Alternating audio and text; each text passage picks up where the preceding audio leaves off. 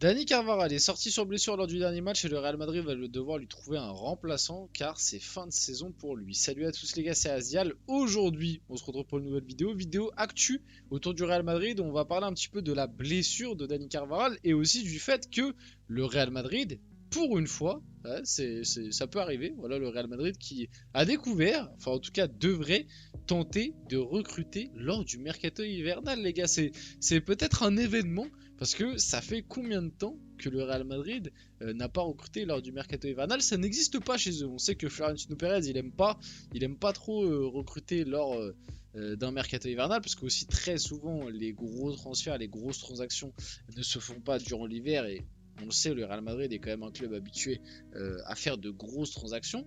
Mais là, avec cette blessure très importante de Dani Carvajal et le manque de joueurs qui peuvent combler, et surtout de joueurs de qualité, no offense envers Lucas Vazquez, mais bon, ça peut être compliqué dans certains matchs et même du coup sur la durée de la saison s'il joue tous les matchs.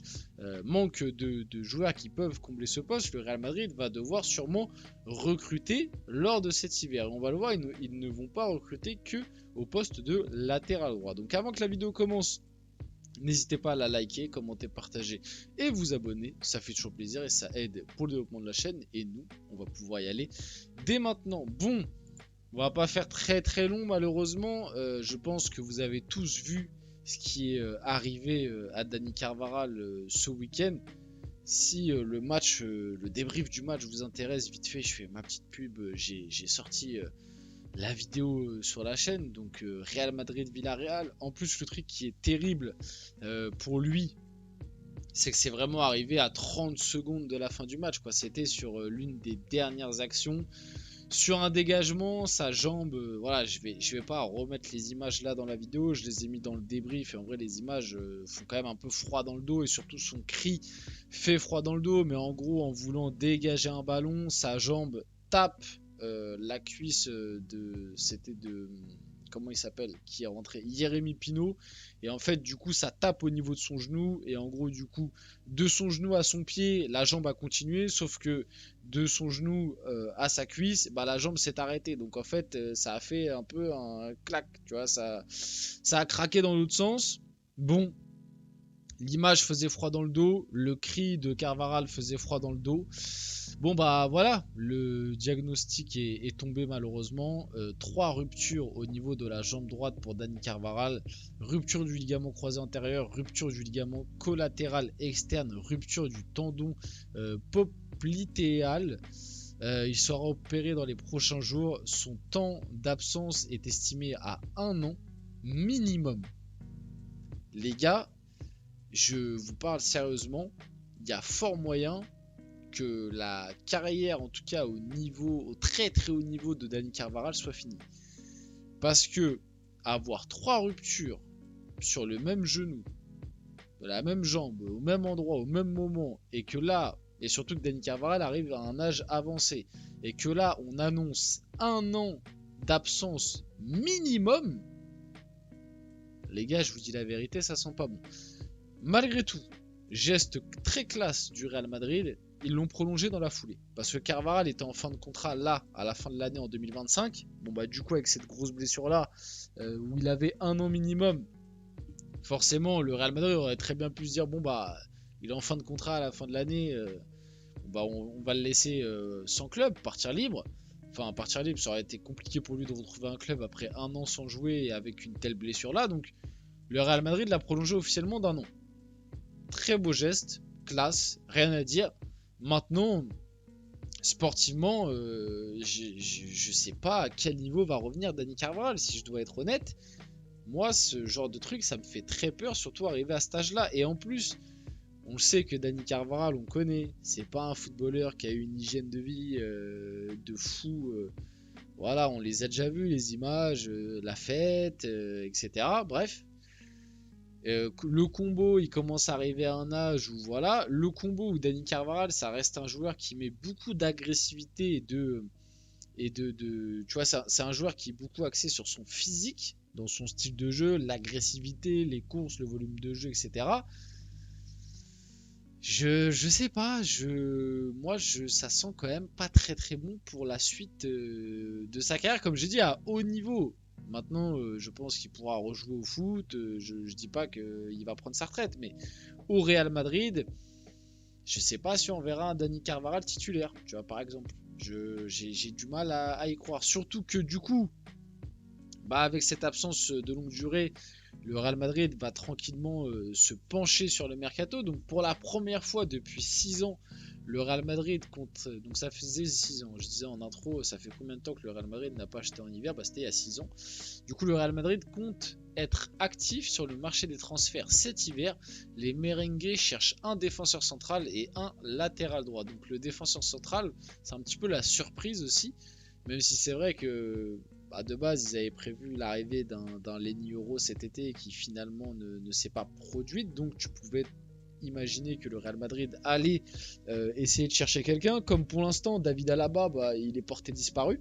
David Alaba, c'est un petit peu comme Kipembe, hein. De base, il était annoncé de retour au début de saison. Au final, après, on nous a dit bon, ça mettra un petit peu plus de temps. Et puis là, on arrive en octobre. Et puis là, il est toujours pas là. Il pointe toujours pas le bout de son nez. Après, j'avoue que je suis pas le mec qui suit le plus les actus Real Madrid blessure, qui suit le plus les points médicaux du Real. Là où pour le PSG, je peux le faire. Pour le Real, je suis moins. Mais Alaba, pour l'instant, un peu porté disparu. On voit toujours pas son retour. Et c'est vrai que du coup, bah, en défense centrale, tu tournes avec Eder Militao, Rudiger et Tchouaméni.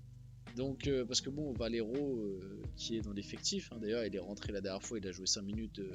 Le Real a pris 2 buts. Parce que malheureusement, contre Alaves, je crois que c'était le fameux 3-0 ou 3-2. Ouais, Valero, je pense que on compte pas trop sur lui dans l'effectif, quoi. Donc c'est vrai que à l'heure actuelle, c'est un peu léger au poste de central. Il suffit que tu aies une blessure, que tu seras tout de suite dans un état d'urgence. Et du coup, latéral droit, t'as plus que Lucas Vazquez. Donc c'est vrai que recruter à ces postes-là, ce serait pas du luxe. Donc, les pistes, Trent Alexander-Arnold. L'objectif du Real Madrid était de signer Trent Alexander-Arnold gratuitement l'été prochain. On en a entendu parler ces derniers temps que le Real suivait Alexander-Arnold qui était libre du coup en 2025 pour le signer gratuitement. Mais du coup les choses pourraient changer. Reste à connaître la position de Liverpool cet hiver. Je vais mettre les pieds dans le plat. Je ne vois pas un monde où Liverpool lâche Alexander-Arnold cet hiver. Enfin, après, tout dépend du prix, tu vois, c'est pareil, mais dans tous les cas, je vois pas le Real Madrid poser une grosse somme. Liverpool, je pense qu'ils seront dans l'optique de se dire bon, bah, quitte à le perdre gratuitement en 2025, on préfère le garder sur les 6 derniers mois parce qu'il faut pas oublier qu'à Liverpool, bah, le backup d'Alexander Arnold, c'est Connor Bradley. Donc, tu vois, t'as pas le mec derrière qui peut t'assurer l'intérim pour les 6 mois. Surtout que les 6 mois de la deuxième partie de saison, c'est les mois les plus importants, limite de la saison des gros clubs.